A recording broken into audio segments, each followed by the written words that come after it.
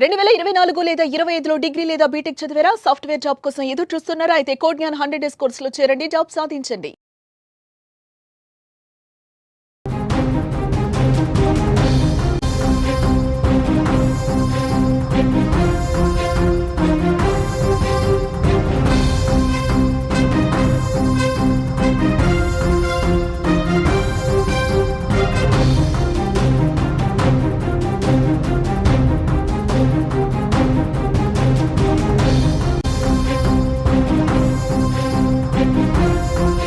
తెలుగు రాష్ట్రాల్లోనే సంచలనం కలిగించినటువంటి కేసు గండికోటలో వైష్ణవి హత్య కేసు. వైష్ణవిని చంపింది ఎవరు? ప్రియుడు లోకేష్ కాకపోతే చంపింది ఎవరు? ఇలా దాదాపుగా వారం రోజుల పాటు ఆ సస్పెన్స్ కొనసాగుతూనే ఉంది. పోలీసులు మొత్తం చాలామందిని విచారణగా పోలీస్ స్టేషన్కి పిలిపించారు, మరికొంతమందిని అదుపులోకి తీసుకున్నారు. ఇప్పుడు మొత్తం ఈ కథంతా కూడా వైష్ణవి హత్య కేసుకు సంబంధించినటువంటి వ్యవహారం అంతా కూడా వైష్ణవి కుటుంబ సభ్యుల చుట్టే తిరుగుతోంది. వైష్ణవి కుటుంబానికి సంబంధించినటువంటి వ్యక్తులను ఒక్కొక్కరిగా పోలీసులు అదుపులోకి తీసుకొని వాళ్ళ దగ్గరున్నటువంటి సమాచారంతో వాళ్లకు దొరికినటువంటి క్లూస్తో క్రాస్ చెక్ చేసుకుంటున్నారు. దాదాపుగా ఇప్పటికి వైష్ణవి హత్య జరిగి జూలై 14వ తారీఖున సోమవారం నాడు మధ్యాహ్నం 12 గంటలకు హత్య జరిగింది. మరుసటి రోజు ఉదయం 15వ తారీఖున ఉదయం మంగళవారం నాడు వైష్ణవికి సంబంధించినటువంటి మృతదేహాన్ని పోలీసులు గుర్తించారు. సరిగ్గా ఇప్పుడు మంగళవారం దాటి బుధవారానికి వస్తున్నటువంటి పరిస్థితి. అంటే వారం రోజులు పూర్తయినా కూడా పోలీసులు బయటకు లీకులు మాత్రమే వదులుతున్నారా? కుటుంబం చుట్టే ఇప్పుడు లీకులన్నీ కూడా ఆ కుటుంబానికి సంబంధించిన వ్యక్తులే హత్య చేశారు అనే విధంగా ఇప్పుడు అక్కడ దొరుకుతున్నటువంటి ఆధారాలన్నీ, ఆ వేళ్లన్నీ కూడా ఇప్పుడు కుటుంబం వైపే చూపిస్తున్నాయా? ముఖ్యంగా వైష్ణవికి సంబంధించినటువంటి సోదరుల పాత్ర ఇందులో ఉందా? వైష్ణవికి సంబంధించినటువంటి కుటుంబ సభ్యులు అదే గ్రామానికి, ఎక్కడైతే హత్య జరిగిందో గండికోటకు సంబంధించినటువంటి గ్రామస్తులను ప్రస్తుతం పోలీసులు ఎందుకు అదుపులోకి తీసుకున్నారు? సో వైష్ణవి కుటుంబానికి సంబంధించినటువంటి కొంతమంది వ్యక్తులు గండికోట గ్రామానికి సంబంధించినటువంటి కొంతమంది వ్యక్తులతో హత్య జరిగినటువంటి సమయంలోనే, సరిగ్గా అదే సమయంలోనే అనేక మార్లు ఫోన్ చేసినట్టుగా పోలీసుల దగ్గర ఒక ఫోన్ కాల్స్ డేటాని సేకరించారు. ఇప్పుడు ప్రస్తుతం పోలీసుల అదుపులో తోట సుబ్రహ్మణ్యం, వైష్ణవికి సంబంధించినటువంటి బావ వరుస అయ్యేటువంటి వ్యక్తి, హైదరాబాద్లో ఉద్యోగం చేస్తున్నటువంటి వ్యక్తి తోట సుబ్రహ్మణ్యం, అంటే వైష్ణవి పెదనాన్న కూతురు భర్త. సో ఇప్పుడు అతన్ని ఎందుకు అదుపులోకి తీసుకున్నారు? అతని ఫోన్ నుంచి అదే గ్రామానికి సంబంధించిన, హత్య జరిగినటువంటి గండికోట గ్రామానికి సంబంధించిన కొంతమందికి ఫోన్లు ఎందుకు వెళ్ళాయి పదే పదే అనే కోణంలో ప్రస్తుతం పోలీసులు విచారిస్తున్నారు. తోట సుబ్రహ్మణ్యంతో పాటు గండికోటకు సంబంధించినటువంటి ఆ గ్రామానికి సంబంధించినటువంటి సుబ్బయ్య, మహేష్, లక్ష్మణ్, వీరిని కూడా పోలీసులు ఇప్పుడు ఎందుకు అదుపులోకి తీసుకున్నారు? లక్ష్మయ్య. సో ఈ నలుగురు చుట్టూ ఇప్పుడంతా కూడా పోలీసులు ఇన్వెస్టిగేషన్ జరుపుతున్నారు. కీలకమైనటువంటి ఆధారాలను సేకరిస్తున్నారు. దాదాపుగా కేసు కొలిక్కి వస్తోంది అనేటువంటి భావిస్తున్న తరుణంలో మళ్ళీ పోలీసులు వేరే కొంతమందిని అదుపులోకి తీసుకుంటున్నారు. అసలు వాస్తవాలేంటి? కుటుంబం చుట్టే పోలీసులకు సంబంధించినటువంటి విచారణ ఎందుకు జరుగుతుంది? దీని వెనక ఖచ్చితంగా వైష్ణవి కుటుంబ సభ్యుల పాత్ర ఉందా? చూద్దాం. దీనికి సంబంధించినటువంటి మరింత సమాచారాన్ని తెలుసుకునేటువంటి ప్రయత్నం చేద్దాం. లైవ్లో ఉన్నారు కడప ప్రతినిధి సుదర్శన్. సుదర్శన్, చెప్పండి. మొదటి నుంచి కూడా మనం ప్రతిరోజు మీరు స్పాట్కి వెళ్తున్నారు, పోలీస్ స్టేషన్కి వెళ్తున్నారు, అక్కడ ఉన్నటువంటి సమాచారాన్ని అంతా కూడా తెలుసుకుంటున్నారు. ఇప్పుడు తాజాగా ప్రస్తుతం పోలీస్ స్టేషన్లో తోట సుబ్రహ్మణ్యం, మహేష్, లక్ష్మణ్, లక్ష్మయ్య, కొండ సుబ్బయ్య, వీళ్ళని ఎందుకు అదుపులోకి తీసుకున్నారు? ఎస్, కుటుంబ సభ్యుల చుట్టూనే కేసు ఇన్వెస్టిగేషన్ మొత్తం కూడా తిరుగుతుంది. ఇది వాస్తవం. ఇంతకు మించి వేరే పోలీసులకు వేరే లీడ్ ఏమీ లేదు, వేరే కారణాలు లేవు. అయితే ఎవరు చంపారు, కుటుంబ సభ్యులు ఎందుకు చంపించాల్సి వచ్చింది, దీనికి గల కారణాలు ఏంటి అనే దానిపైన ఇప్పుడు పోలీసులు ఆరా తీస్తూ ఉన్నారు. అంటే సర్కమ్టెన్సెస్, ఎవిడెన్సెస్ మొత్తము ఉన్నప్పుడే అది కోర్టులో కేసు నిలబడుతుంది కాబట్టి ఆధారాల సేకరణలో పోలీసులు పడ్డారు. అందుకే ఇది ఆలస్యం అవుతూ ఉంది. ఇప్పుడు మీరు ఏదైతే పేర్లు ప్రస్తావించారో వాళ్ళందరూ కూడా వాళ్ళలో కుటుంబ సభ్యులు కాకపోయినప్పటికీ కుటుంబ సభ్యుల ప్రోద్బలంతోనే అక్కడికి వెళ్ళారు. వీరి కుటుంబ సభ్యులతోనే వాళ్ళు టచ్ లో ఉన్నారు. అందువల్లనే వాళ్ళను ఇన్వెస్టిగేషన్ కు పిలిచారు పోలీసులు. సుబ్బయ్య అనే పేరు గట్టిగా వినిపిస్తుంది. అతను గండికోట వాస్తవుడే. ఆ రోజు లోకేష్ వైష్ణవిని అక్కడ వదిలి వచ్చే ముందు బైక్ లో ఆపోజిట్ లో ఒక వ్యక్తి వచ్చాడు. బస్సు ఇక్కడి నుంచి ఎన్ని గంటలకు వెళ్తుంది అని అడిగాడు. ఆ సమాచారం 6 గంటలకు వెళ్తుంది అని చెప్పాడు. అతని పేరు కూడా సుబ్బయ్యే. అయితే ఆ సుబ్బయ్యనే అదుపులోకి తీసుకున్నారు ఇప్పుడు పోలీసులు. సుదర్శన్ సుబ్బయ్యకి సంబంధించినటువంటి విజువల్స్ ఒకసారి స్క్రీన్ మీద చూపిద్దాం.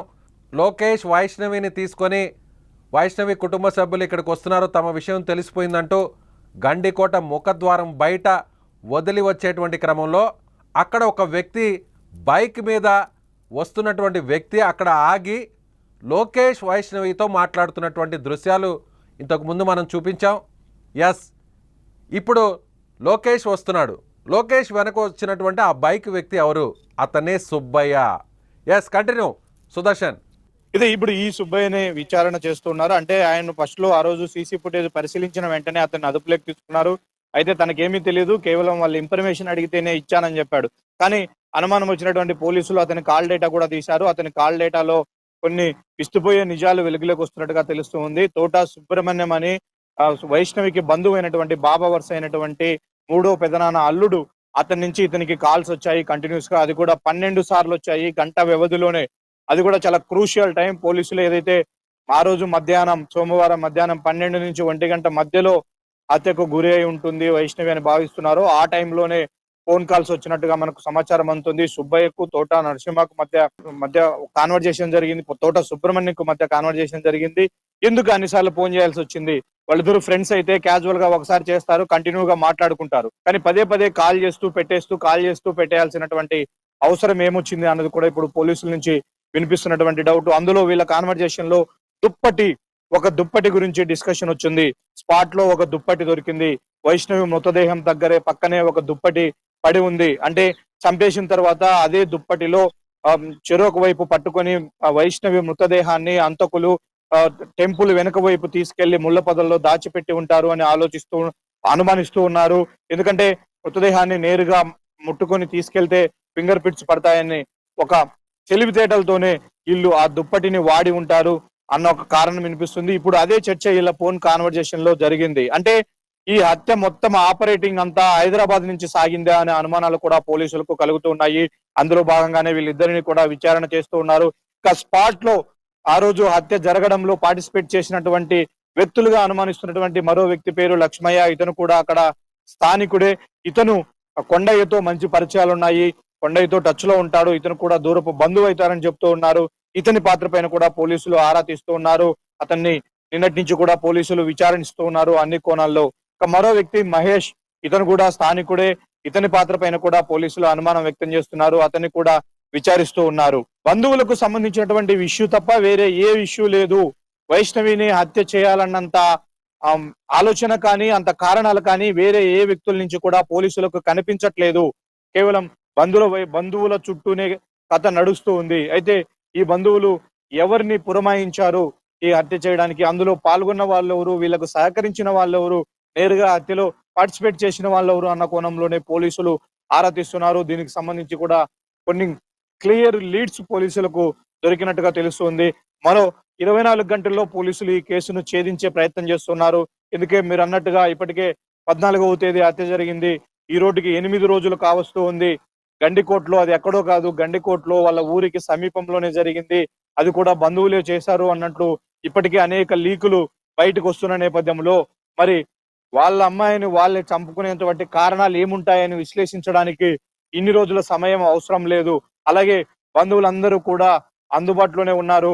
ఎవరి పేర్లైతే వినిపిస్తున్నాయో, ఎవరిపైతే ఆరోపణలు వినిపిస్తున్నాయో వాళ్ళందరూ కూడా అందుబాటులోనే ఉన్నారు పోలీసులకు. వాళ్ళందరూ విచారణకు హాజరవుతున్నారు. పోలీసులు అడిగినటువంటి ప్రతిదానికి సమాధానం చెప్తూ ఉన్నారని కూడా మనకు సమాచారం అందుతుంది. ఇప్పటికీ కూడా వైష్ణవి బ్రదర్స్ కానీ, వాళ్ళ తల్లిదండ్రులు కానీ, వాళ్ళ బంధువులందరూ కూడా అదే హనుమనగుత్తులోనే విలేజ్ లోనే ఉన్నారు. అక్కడ కూడా కొంతమంది పోలీసులను మఫ్టీలో కాపలా ఉంచారు అని సమాచారం అందుతూ ఉంది. కాబట్టి ఇంతమంది అందుబాటులో ఉన్నారు. ఇన్ని క్రూషియల్ ఎవిడెన్సెస్ కూడా వస్తూ ఉన్నాయి. కానీ కేసును నిర్ధారించడానికి, కొలిక్కి తేవడానికి పోలీసులు ఇంకా ఎందుకు తాస్తారం చేస్తున్నారు అన్న దానిపైన కూడా సర్వత్రా ఇప్పుడు ఒకంత విమర్శలు కూడా పోలీసులు దాని ఎదుర్కోవాల్సి ప్రకారమే వస్తుంది. పోలీసులు జాప్యం చేస్తున్నారా? పూర్తిగా డేటానంతా కూడా విశ్లేషించుకున్న తర్వాత సో పూర్తి స్థాయిలో ఏ ఒక్క చిన్న ఆధారాన్ని కూడా మిస్ చేసుకోకూడదు, ప్రతి విషయాన్ని కూడా డీటెయిల్డ్గా, ఇది సంచలనం కలిగించినటువంటి కేసు 2 తెలుగు రాష్ట్రాల్లో కూడా పెద్ద సంచలనంగా మారిపోయింది, ఒక సెన్సేషన్ మర్డర్గా మారిపోయింది వైష్ణవి హత్య కేసు. సో పోలీసులు చూస్తే చాలా ధీమాగా ఉంటున్నారు. మనతో మాట్లాడినప్పుడు మీరు కూడా ఇంటర్వ్యూ చేశారు, అలాగే చాలామంది మీడియాతో కూడా మాట్లాడుతూ కూడా చాలా ధీమాగా ఉన్నారు. అదేవిధంగా అంతకు ముందే అంటే 3వ రోజే నేరుగా డిఐజీ రంగంలోకి దిగారు. డిఐజీ మా దగ్గర ఒక పెద్ద క్లూ దొరికింది, పూర్తి స్థాయిలో తాము నిర్ధారించుకున్నాము, సో ఇవాళ రాత్రే మీ ముందుకు పోలీసులు వస్తున్నారు, సో జిల్లా అధికారి కూడా రాబోతున్నారు, మీకు ప్రెస్ మీట్లో ఏం జరిగిందో కూడా చెప్పబోతున్నారని ప్రకటన చేసి ఇప్పుడు దాదాపుగా 4 రోజులు పూర్తవుతుంది, 5వ రోజు కూడా జరుగుతుంది. అయితే పోలీసులు అలాంటి స్టేట్మెంట్ ఇచ్చిన తర్వాత ఇంత జాప్యం చేయడానికి ప్రధాన కారణం ఏంటి? ఇది చాలా దారుణమైనటువంటి సంఘటన. 17 ఏళ్ల మైనర్ బాలికను తీసుకెళ్లాడు, అయితే ప్రేమికుడు తీసుకెళ్లాడు. దాన్ని అదునుగా భావించి కొంతమంది హంతకులు ఆ అమ్మాయిని అత్యంత దారుణంగా కొట్టి చంపేశారు, వివస్త్రం చేశారు. ఇదంతా కూడా చాలా దయనీయమైనటువంటి ఘోరమైనటువంటి సంఘటన. కాబట్టి పోలీసులు ఒక్కసారి ఇందులో హంతకులు ఎవరని నిర్ధారిస్తే మరుసటి నిమిషం నుంచే వాళ్ళకి ఎలాంటి శిక్షలు పడతాయనే చర్చ కూడా నడుస్తుంది. కాబట్టి అంతటి శిక్షలు పడాలి, అంత ఘోరంగా వాళ్లకు కఠిన శిక్షలు విధించాలి అంటే పోలీసులు సమర్పించేటువంటి ఎవిడెన్స్ మీదే ఆధారపడి ఉంటుంది. కాబట్టి ఇప్పుడు పోలీసులు ఆ ఎవిడెన్స్ సేకరణలోనే పడ్డారు. కేసును ఛేదించాము, పలాని వాళ్ళు హంతకులని తేలింది, నిందితులని తేలింది కాబట్టి అని చెప్పి పోలీసులు ఏదో ఒక ప్రెస్ మీట్ ద్వారా దీన్ని చేసుకుంటే సరిపోదు. కానీ వైష్ణవి హత్య కేసు అనేది ఇప్పుడు రాష్ట్ర వ్యాప్తంగా సంచలనం కలిగిస్తున్న నేపథ్యంలో రేపటి రోజున దానిపైన ప్రజలందరికీ కూడా ఫాలో అప్ ఉంటుంది. అంత దారుణంగా ఆ రోజు గండికోటలో ఒక అమ్మాయిని చంపేశారు, ఆ కేసులో ఎలాంటి జడ్జిమెంట్ వచ్చింది, హంతకులకు ఎలాంటి శిక్ష పడింది అనే కోణంలో కూడా భవిష్యత్తులో చర్చ జరిగే అవకాశం ఉంటది. వాటన్నిటి మీద కూడా పోలీసుల విచారణే ఆధారపడి ఉంది. ఈ రోజు పోలీసులు సేకరించేటువంటి ఆధారాలే రేపటి రోజున కేసుకు బలమవుతాయి. కాబట్టి ఆ కంప్లీట్ ఎవిడెన్సెస్, పక్కా ఆధారాల సేకరణలో పోలీసులు పడ్డారు. భాగస్వాములైనటువంటి కుటుంబ సభ్యులే అని నిర్ధారించుకున్నప్పటికీ దాని వెనుక స్పష్టమైనటువంటి కారణాలను చెప్పాలి, స్పష్టమైనటువంటి ఆధారాలను చూపించాలి. అందుకే పోలీసులు ఈ పనిలోనే నిమగ్నమైనట్టుగా మనకు తెలుస్తుంది. అందరూ కూడా ప్రశ్నిస్తున్నది ఒకటే సుదర్శన్, అందరూ కూడా ఏమంటున్నారంటే ఏ కేసు అయినా సరే, ఎంత సెన్సేషన్ చేసినటువంటి కేసు అయినా సరే, సో పెద్ద పెద్ద హత్య కేసులను కూడా ఈజీగా ట్రేస్ అవుట్ చేసిన తర్వాత ఆ వివరాలను మీడియాకు వెల్లడించినటువంటి పరిస్థితులు చూసాం. కానీ ఇక్కడ మాత్రం ఈ కేసులో మాత్రం పోలీసులు వాంటెడ్గానే దీన్ని డిలే చేస్తున్నారా, లేదంటే పక్కా ప్లాన్ ప్రకారం మొత్తం ఎవిడెన్స్ని కలెక్ట్ చేయాలి అనేటువంటి విషయంలో జాప్యం చేస్తున్నారా, లేదంటే వాళ్లకు తగినటువంటి ఆధారాలు ఇంకా దొరకలేదనే కేసు జాప్యం జరుగుతుందనుకోవచ్చా? డే 1 నుంచి కూడా 14వ తేదీ హత్య జరిగినప్పటి నుంచి కూడా పోలీసులు అక్కడి నుంచి ఆధారాలు సేకరించే ప్రయత్నం చేస్తూ ఉన్నారు. అయితే ఎక్కువ మందిని ఆధారాల కంటే ప్రచారాల బేస్ గానే వాళ్ళని అదుపులోకి తీసుకుంటూ ఉన్నారు, అనుమానితులుగానే అదుపులోకి తీసుకుంటున్నారు.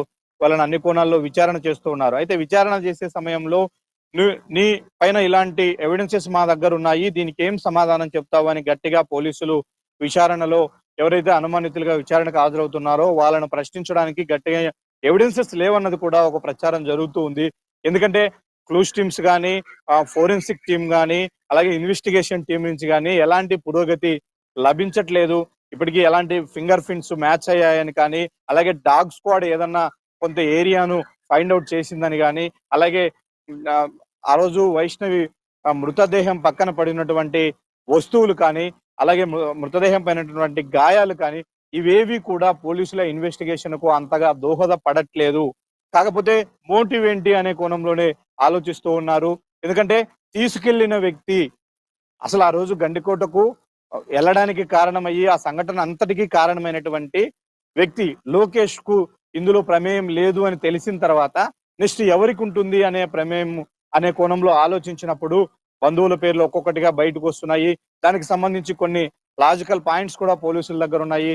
దాని రిలేటెడ్ ఎవిడెన్స్ కోసం పోలీసులు ఇప్పటికే సెర్చ్ చేస్తూ ఉన్నారు. వాళ్ళని విచారణ చేసిన క్రమంలో కొంత ఎవిడెన్సెస్ కూడా పోలీసులకు లభించాయి. ముఖ్యంగా లోకేష్ ఎందుకు తీసుకెళ్లాడు, ఎప్పుడు తీసుకెళ్లాడు, తీసుకెళ్లడానికి ముందే ఎవరికైనా మూడో వ్యక్తికి ఈ విషయం తెలుసా, అసలు మీ ప్రేమ పట్ల కుటుంబ సభ్యుల తీరు ఎలా ఉంది, వాళ్ళ గతంలో నిన్నేమైనా మందలించారా, కొట్టారా, నిన్నేమన్నా బెదిరించారా అనే కోణంలో కూడా లోకేష్ ఇచ్చినటువంటి వాంగ్మూలం కూడా చాలా కీలకంగా పోలీసులకు మారింది. దానిని ఆధారంగా చేసుకునే పోలీసులు ఎక్కువగా కుటుంబ సభ్యుల మీద ఫోకస్ చేశారు. వాళ్ళను అన్ని కోణాల్లో విచారిస్తున్నటువంటి పరిస్థితి కనిపిస్తుంది. అయితే మనం కూడా ఎస్పీ సుదర్శన్ కుటుంబ సభ్యుల్ని గతంలో ఇటీవల చూసాం. సో బ్రహ్మయ్యతో అదుపులోకి తీసుకొని బ్రహ్మయ్య దగ్గర స్టేట్మెంట్ రికార్డ్ చేశారు. ఎవరైతే చెన్నైకి వెళ్ళారు, సొంత అన్న వైష్ణవి సొంత అన్న చెన్నైకి వెళ్ళాడని భావిస్తున్నటువంటి వ్యక్తి బ్రహ్మయ్య. సో బ్రహ్మయ్య ప్రమేయం లేదు అంటే బ్రహ్మయ్య చెన్నైకి వెళ్ళాడు, ఖచ్చితంగా తమ దగ్గర ఆధారాలు ఉన్నాయని కూడా పోలీసులు చెప్తున్నారు. సో బ్రహ్మయ్యని పక్కన పెట్టిన తర్వాత సురేంద్రకు వచ్చారు, పెదనాన్న కొడుకు. సో అక్కడికి ఆ స్పాట్కి వెళ్ళినటువంటి సురేంద్రను విచారించిన తర్వాత సురేంద్రను కూడా పక్కన పెట్టారు. ఆ తర్వాత మరో సోదరుడు అయ్యేటువంటి కొండయ్య దగ్గరికి వెళ్ళారు, కొండయ్యను కూడా పక్కన పెట్టారు. ఇప్పుడు తాజాగా బావ వరుస అయ్యేటువంటి వ్యక్తి తోట సుబ్రహ్మణ్యుని, హైదరాబాద్కి సంబంధించిన వ్యక్తిని అతన్ని అదుపులోకి తీసుకున్నారు. అతనితో పాటు బయట వ్యక్తులు, ఇప్పుడు తొలిసారిగా కుటుంబం కాకుండా, కుటుంబ సభ్యులు కాకుండా, వారికి సంబంధించిన వ్యక్తులు కాకుండా బయట వ్యక్తులు, అంటే వీరికి పరిచయం ఉన్నటువంటి వ్యక్తులు, అక్కడ పక్కాగా క్లూస్ దొరికినటువంటి వ్యక్తులు, అంటే తోట సుబ్రహ్మణ్యం అనే వ్యక్తి దగ్గర నుంచి బయట వ్యక్తులకు ఫోన్ కాల్స్ పదే వెళ్ళాయి. మీరు చెప్తున్నట్టుగా దుప్పటి అనేటువంటి విషయాన్ని కూడా ఆ ఫోన్లో మాట్లాడుకున్నారు అనేటువంటి సమాచారం కూడా బయటకు వస్తుంది. అంటే ఇప్పుడు బయట వ్యక్తులు ఎవరైతే లక్ష్మయ్య, మహేష్, సుబ్బయ్య ఈ ముగ్గురిని అదుపులో తీసుకున్నారు కాబట్టి ఇప్పుడు కేసు ఒక కొలిక్కి వస్తుందా? వాళ్ళ స్టైల్లో, పోలీసుల స్టైల్లో వీళ్ళని విచారిస్తే మొత్తం వ్యవహారం అంతా కూడా బయటపడే అవకాశం ఉందంటారా? బయట వ్యక్తులు వీళ్ళు పోలీసుల అదుపులో ఉన్నారు, కానీ వీళ్ళకి మోటివ్ మాత్రం పేరెంట్సే. ఇక్కడ బంధువుల నుంచే వచ్చింది, వాళ్ళ వైష్ణవి బంధువులే వీళ్ళను పురమాయించారు అన్నది టాకు. ఆ కోణంలోనే వాళ్లకు వీళ్లకు మధ్య జరిగినటువంటి కాన్వర్జేషన్ ఆధారంగానే వాళ్ళను తీసుకొచ్చారు. కాకపోతే లాస్ట్ ఛాన్స్ పోలీసులకు కుటుంబ సభ్యులను అదుపులోకి తీసుకోవడం, ఆ ప్రయారిటీనే పోలీసులు ఫాలో అవుతూ ఉన్నారు. ఎందుకంటే పక్కా ఎవిడెన్సెస్ దొరికిన తర్వాతే సుదర్శన్, కుటుంబ సభ్యులంటే సోదరులేనా లేదంటే వేరే ఇంకెవరైనా కీలక వ్యక్తులు ఉండే అవకాశం ఉందంటారా? వైష్ణవి తల్లి దగ్గర నుంచి, సోదరుల దగ్గర నుంచి, వాళ్ళ బంధువులు అందరిపైన కూడా పోలీసులు ఒకే అనుమానం వ్యక్తం చేస్తూ ఉన్నారు. ఎందుకంటే ఒకసారి బయటికి సమాచారం లీక్ అయిన తర్వాత వాళ్ళు గండికోటకు వెళుతున్నారా అని వాళ్ళ బంధువుల్లో ఒకరికి తెలిసిన తర్వాత ఖచ్చితంగా అందరికీ తెలిసే ఉంటుంది. అయితే ఆ రోజు లోకేష్ తో వెళ్ళింది తన అమ్మాయి, దాన్ని దండించి తీసుకురావడానికి, అమ్మాయిని మందలించి తీసుకురావడానికి వెళ్ళారు అన్నది ఇక్కడ ఎక్కడా కూడా నిర్ధారణ కావట్లేదు. పూర్తిగా దొరికితే లోకేష్ ను కూడా అక్కడే హతమార్చాలన్న కోణంలోనే ఈ స్కెచ్ అంతా కూడా నడిచింది. కాబట్టి పోలీసులు ఆ కోణంలోనే విచారణ చేస్తూ ఉన్నారు. కాబట్టి ఖచ్చితంగా కుటుంబ సభ్యుల్లో ఎవరి పాత్ర ఎంత అనేది నిర్ధారించాలి అంటే పార్టిసిపేట్ చేసిన వాళ్ళ గురించి ఖచ్చితంగా వాళ్ళ నుంచే సమాచారం రాబట్టాలి. మాకు ఫలాని వ్యక్తి పురమాయించాడు ఈ పనిని, ఫలాని వ్యక్తి మాతో టచ్ లో ఉండి ఇక్కడికి వెళ్ళండి, ఇన్ని గంటలకు అక్కడికి వెళ్ళండి, ఇలా చేయండి అని చెప్తేనే మేము చేశాము అన్నట్టు ఎవరైతే పార్టిసిపేట్ చేశారో హత్యలో వాళ్ళు ఇచ్చేటువంటి వాంగ్మూలం ఆధారంగానే, వాళ్ళు ఇచ్చేటువంటి సమాచారం ఆధారంగానే కుటుంబ సభ్యులను బాధ్యులను చేయడం జరుగుతూ ఉంది. కాబట్టి ముందు వాళ్ళ నుంచి ఇన్ఫర్మేషన్ రాబట్టాలన్నదే పోలీసుల ప్రయత్నంగా కనిపిస్తోంది. అదుపులోకి తీసుకున్న వ్యక్తులకు డైరెక్ట్ కాంటాక్ట్ ఉందనుకోవచ్చా? ఇప్పుడు జరిగినటువంటి మర్డర్ ఇష్యూలో డైరెక్ట్ కాంటాక్ట్ ఉండే అవకాశం ఉన్నట్టుగా పోలీసులు భావిస్తున్నారా వాళ్ళకి దొరికినటువంటి క్లూస్ చూస్తే? వీళ్ళే స్థానికంగా ఉన్నటువంటి గండికోట గ్రామస్తుల్లో కొంతమంది అయినటువంటి వీళ్ళ సహకారంతోనే అది చేయగలిగారు. అందుకే అంత పక్కాగా చేయగలిగారు. అక్కడి నుంచి వెళ్ళిపోవడానికి వీళ్ళకే సరైన మార్గాలు ఉన్నాయి. వీళ్ళకు మాత్రమే గండికోటలో అణువణువు తెలుసు, ఎక్కడ సీసీ ఫుటేజ్ ఉంది, ఎక్కడ లేదు, ఎక్కడ మృతదేహాన్ని దాచిపెడితే ఎక్కువ రోజులు కనిపెట్టలేరు అనే విషయం కంప్లీట్ గా గండికోట పైన పూర్తిగా అవగాహన ఉన్న వ్యక్తులే ఈ హత్యలో పాల్గొన్నారు అని మొదటి నుంచి కూడా అందరూ భావిస్తూ ఉన్నారు. ఆ కోణంలోనే అక్కడ గండికోట గ్రామస్తులను కొంతమందిని పోలీసులు అనుమానించి విచారణ చేస్తూ ఉన్నారు. కాబట్టి వీళ్ళ పాత్ర ఉంది, నేరుగా వీళ్ళు పార్టిసిపేట్ చేశారన్న కోణంలోనే విచారణ జరుగుతూ ఉంది. అయితే వాళ్ళ నుంచి వస్తున్నటువంటి సమాచారం కానీ, పోలీసులు వాళ్ళకి సంబంధించి సేకరించినటువంటి ఎవిడెన్సెస్ కానీ టాలీ అయిన తర్వాతే దానిపైన నిర్ధారణకు వచ్చే అవకాశాలు కనిపిస్తున్నాయి. అయితే అధికారికంగా పోలీసులు విచారిస్తున్నాము, ఆధారాలన్నీ కూడా వచ్చిన తర్వాతే వాస్తవాలన్నీ కూడా వెలుగులోకి వస్తాయని చెప్తున్నారు. కానీ అనధికారికంగా పోలీసుల దగ్గర నుంచి ఎలాంటి సమాచారం వస్తుంది? సో మొదటి నుంచి లీకులన్నీ కూడా వస్తున్నాయి, కుటుంబం చుట్టే ఆ లీకులన్నీ కూడా తిరుగుతున్నాయి. సో కుటుంబానికి సంబంధించిన వ్యక్తులే ఈ హత్య చేసి ఉంటారు అనేటువంటి అనుమానాల్ని మొత్తం అందరికీ కలిగించేలా ప్రస్తుతం అంతా కూడా విచారణ జరుగుతుంది. ముఖ్యంగా దీనికి కారణం ఎవడైతే ప్రియుడు చంపాడని అందరూ భావించారో, అఘాయిత్యం చేసి మరి అంటే అత్యాచారం, లైంగిక దాడి చేసి మరి చంపి ఉంటాడు, లోకేష్ అక్కడికి తీసుకువెళ్ళి చంపి ఉంటాడు అని అందరూ భావించినట్లుగానే సో ఈ కేసు కూడా అలాగే క్లోజ్ అవుతుందని అనుకున్నారు అందరూ. కానీ పోలీసులే దీనికి ఒక పెద్ద ట్విస్ట్ ఇచ్చారు. పోలీసులే లోకేష్కి ఈ హత్యకు సంబంధం లేదు, సో లోకేష్ ఈ హత్య చేయలేదు, అలాగే అత్యాచారం కూడా చేయలేదు. వాళ్ళ తల్లి నేరుగా మాట్లాడింది మీడియాతో. సో మనతో కూడా మాట్లాడింది ఎవరైతే వైష్ణవి తల్లి.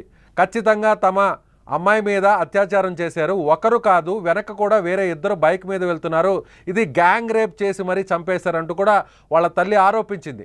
ఆ వెంటనే పోలీసులు నేరుగా మీడియా ముందుకు వచ్చి ఇది ఎక్కడా అత్యాచారం జరగలేదు, లైంగిక దాడి అసలే జరగలేదు, లోకేష్ అసలు ఈ హత్యలోనే పాల్గొనలేదు అంటూ కూడా లోకేష్ అక్కడ డ్రాప్ చేసి బయటకు వస్తున్నటువంటి సీసీటీవీ ఫుటేజ్ కూడా బయటకు లీక్ అయింది.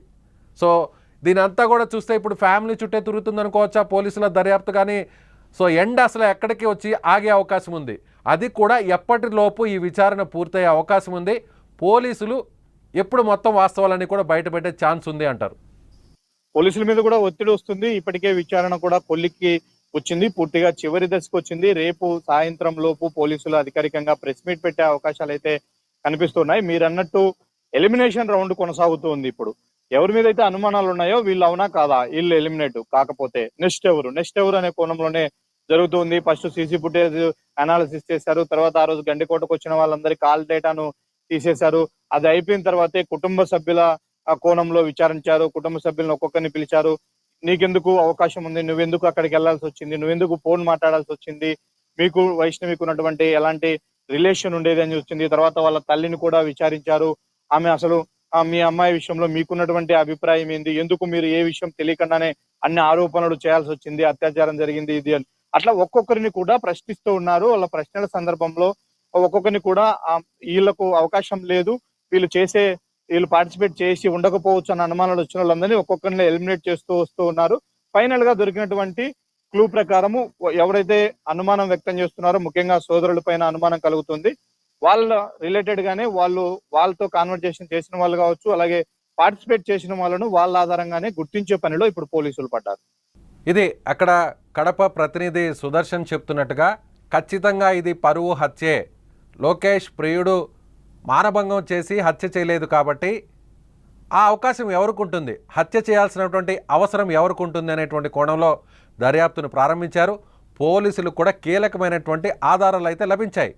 కానీ పూర్తి స్థాయిలో హత్య చేసినటువంటి వ్యక్తులు ఎవరైతే ఉన్నారో వాళ్ళని అదుపులోకి తీసుకున్న తర్వాత, వాళ్ళ దగ్గర నుంచి సమాచారాన్ని పూర్తిగా రాబట్టిన తర్వాత, వాళ్ళ స్టేట్మెంట్స్ ఎస్ మేమే హత్య చేశాము అని వాళ్ళ దగ్గర నుంచి ఆ స్టేట్మెంట్స్ని రికార్డ్ చేసిన తర్వాత అప్పుడు సూత్రధారులని తెర మీదకు తీసుకురావాలి. అప్పుడే వాళ్ళని మరొక్కసారి అదుపులోకి తీసుకొని తమ స్టైల్లో విచారిస్తే వెనక్కున్నటువంటి మొత్తం కథంతా కూడా బయటకు వస్తుందనేటువంటి ఉద్దేశంతోనే పోలీసులు చాలా వ్యూహాత్మకంగా కాస్త జాప్యం జరిగినా కూడా ఆలోచిస్తున్నారా అనేది మరోవైపు ఆలోచిస్తున్నటువంటి ప్రశ్న. కానీ మరోవైపు ప్రజా సంఘాలు, రాజకీయ పక్షాలు, మేధావులు, అన్నిటికంటే గ్రామస్తులు అందరూ కూడా ఒకటే అంటున్నారు, ఇన్ని రోజులేంటి, దాదాపు 8 రోజులు అవుతుంటే ఇంత సమయం ఎందుకు తీసుకుంటున్నారు పోలీసులు?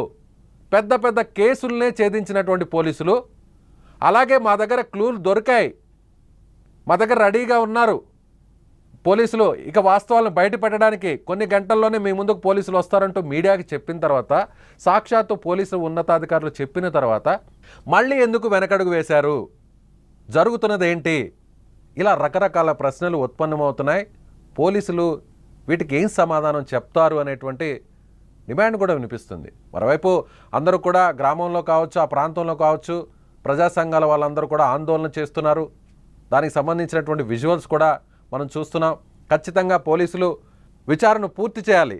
సంచలనంగా మారినటువంటి ఈ కేసు వాస్తవాలు ఎప్పుడు బయటకు వస్తాయి?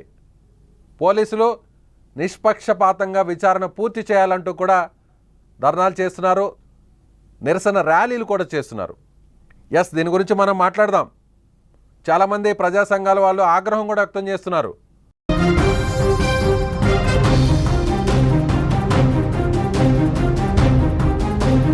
పోలీసులు కావాలనే జాప్యం చేస్తున్నారా, లేదంటే ఆధారాలు విశ్లేషించుకుంటూ ఒక్కొక్క ఆధారాన్ని మ్యాచ్ చేసుకుంటే సరిపోలకపోవడంతో, ఎక్కడా కూడా మ్యాచ్ కాకపోవడంతోనే జాప్యం జరుగుతుంది. లేదంటే ఇది పరువు హత్యే కాబట్టి పరువు హత్య అని తాము ఖచ్చితంగా నమ్ముతున్నాం, పరువు హత్యకు సంబంధించినటువంటి పూర్తి స్థాయి ఆధారాలు తమ వద్దే ఉన్నాయి, అయితే సూత్రధారులు ఎవరో తమకు తెలుసు, పాత్రధారులు దొరికిన తర్వాతే పాత్రధారుల్ని పూర్తిగా అదుపులోకి తీసుకొని వాళ్ళ దగ్గర నుంచి వాస్తవాలన్నీ కూడా బయట పెట్టే విధంగా పోలీసులు ఇప్పుడు తమ వ్యూహాన్ని మార్చుకుంటున్నారు. అంతు చిక్కడం లేదు. పోలీసులు తమ దగ్గర ఒక పెద్ద క్లూ ఇన్ఫర్మేషన్ ఉంది, ఒక పెద్ద సమాచారాన్ని డేటానంతా కూడా మేము సేకరించాం, వాస్తవాలన్నీ కూడా మా దగ్గర ఉన్నాయి, త్వరలోనే మీకు వివరించబోతున్నాం, ప్రెస్ మీట్ ముందుకు రాబోతున్నారంటూ ప్రకటించిన తర్వాత మళ్ళీ ఎందుకు పోలీసులు యూటర్న్ తీసుకున్నారు? ఇలా రకరకాల ప్రశ్నలు ఉత్పన్నమవుతున్నాయి. కానీ పక్కాగా మాత్రం లీకుల్లో మాత్రం ఒకటే చెప్తున్నారు, అటువైపు నుంచి వస్తున్నటువంటి అనధికారిక సమాచారం ప్రకారం ఖచ్చితంగా ఇది పరువు హత్యే. లోకేష్ మాత్రం ఈ హత్య చేయలేదు, లోకేష్ మానభంగం చేయలేదు, ఎక్కడా లైంగిక దాడి జరగలేదు. అదేవిధంగా గండికోటకు వచ్చినటువంటి బయట వ్యక్తులు పర్యాటకులు ఏమైనా వైష్ణవిని ఒత్తిడి చేసి లైంగిక దాడి జరిగేటువంటి ప్రయత్నం చేశారా? అందులో భాగంగానే ఆమె అక్కడి నుంచి తప్పించుకునేటువంటి క్రమంలో బయట వ్యక్తులు ఎవరైనా హత్య చేసే ఉంటారనేటువంటి కోణంలో కూడా విచారణ చేశారు. అక్కడ కూడా పోలీసులకు ఎలాంటి క్లూస్ దొరకలేదు అనేది అనధికారిక సమాచారం. కానీ ఇప్పుడు పోలీసులు ఆలోచిస్తున్నదంతా ఒకటే, కుటుంబం వైపే వీళ్ళన్నీ చూపిస్తున్నాయి కాబట్టి తమ దగ్గర ఉన్నటువంటి సమాచారం, ఫోన్ కాల్స్, సీసీటీవీ ఫుటేజ్, స్థానికులు ఇచ్చినటువంటి సమాచారం, తమ దగ్గర ఉన్నటువంటి ఆధారాలు, అన్నిటికంటే ముఖ్యంగా చంపిన వ్యక్తులు బయట వారెవరూ కాదు. ఎందుకంటే ఆ ఊరు మీద పూర్తిగా సమగ్ర అవగాహన ఉన్నవాళ్లే, అణువు తెలిసిన వ్యక్తులే ఈ హత్యని ఇంత పక్కాగా ప్లాన్ చేసి ఉంటారు అనేది పోలీసులు భావిస్తున్నారు. అందుకే హత్య చేసిన వ్యక్తులకు సంబంధించినటువంటి వివరాలు ఎక్కడా కూడా పోలీసులు బయటకు చెప్పట్లేదు. వైష్ణవికి సంబంధించినటువంటి రక్త సంబంధికులు పాత్ర ఇందులో ఉంది అనేటువంటి బలంగా భావిస్తున్నారు కాబట్టి ఆ అనుమానాన్ని వాళ్ళ దగ్గరున్నటువంటి ఆధారాలను బట్టి పోలీసులు అందుకే పూర్తి డేటాతో ఏ చిన్న ఆధారాన్ని వదిలిపెట్టకుండా ఖచ్చితంగా ఈ కేసు అరెస్టు చేసిన తర్వాత కూడా కోర్టులో నిలబడాలంటే సాక్ష్యాలన్నీ కూడా పూర్తి స్థాయిలో ఉండాలి కాబట్టి, సంచలనం కలిగించినటువంటి కేసు కాబట్టి, అందులోనూ కుటుంబ సభ్యుల పాత్ర ఉందంటే పక్కా ఆధారాలను పోలీసులు చూపించాల్సిందే. అనుమానాలు వేరు, ఆధారాలు వేరు. కాబట్టి ఆధారాలతో నిరూపిస్తేనే ఈ కేసు నిలబడుతుంది, వైష్ణవి మృతికి న్యాయం జరుగుతుంది, వైష్ణవి హత్యకు సరైనటువంటి తీర్పు వస్తుంది అనేటువంటి ఉద్దేశంతోనే పోలీసులు ఇప్పుడు పక్కా ప్లాన్ ప్రకారమే విచారణను కొనసాగిస్తున్నట్లుగా మనం భావించవచ్చు. చూద్దాం, మా ప్రతినిధి సుదర్శన్ చెప్పిన దాని ప్రకారం, అక్కడ స్థానికంగా వస్తున్నటువంటి అనధికారిక సమాచారం ప్రకారం మరికొన్ని గంటల్లోనే ఈ కేసుకు ముగింపు పలకబోతున్నారు పోలీసులు. మరికొన్ని గంటల్లోనే గండికోట రహస్యం వేడనుంది. మరికొన్ని గంటల్లోనే గండికోట రహస్యం, వైష్ణవి హత్య కేసుకు సంబంధించినటువంటి హంతకులు వివరాలను పోలీసులు బయట పెట్టబోతున్నారు. ఎస్, రేపు దీని మీద రేపు మీడియాకు ముందుకు రాబోతున్నారు అనేటువంటి అనధికారిక సమాచారం వస్తుంది. చూద్దాం దీని వెనక ఎవరున్నారో, ఎవరి పాత్ర ఉందో. ఖచ్చితంగా అందరూ భావిస్తున్నట్టుగా, పోలీసులు కూడా అనుమానిస్తున్నట్టుగా, పోలీసులు విచారణ చేస్తున్నటువంటి కోణాన్ని బట్టి చూస్తే కూడా ఇది పరువు హత్య అని అందరూ భావిస్తున్నట్టుగా ఇందులో కుటుంబ సభ్యుల పాత్ర ఉందో లేదో అనేది పోలీసులు మరికొన్ని గంటల్లో తేల్చబోతున్నారు. కాబట్టి వాస్తవాలన్నీ కూడా బయటకు వచ్చే అవకాశం ఉంది. మీరేమనుకుంటున్నారు? పోలీసులు జాప్యం చేయడానికి వెనకున్నటువంటి బలమైన కారణాలు ఏంటి? పోలీసుల విచారణ అంతా కూడా పరువు హత్య కోణంలోనే సాగిస్తున్నారు కాబట్టి దీని వెనకున్న వారిని ఖచ్చితంగా బయట పెట్టాలి. పూర్తి స్థాయిలో ఆధారాలను సేకరించిన తర్వాతే, పాత్రదారులని పట్టుకున్న తర్వాతే సూత్రధారులను బయట పెట్టాలనేటువంటి కోణంతోనే పోలీసులు ఇప్పుడు జాప్యం చేస్తున్నారా? మీరు కూడా దాన్నే నమ్ముతున్నారా? మీ అభిప్రాయాన్ని ఖచ్చితంగా కామెంట్ బాక్స్లో తెలియచేయండి.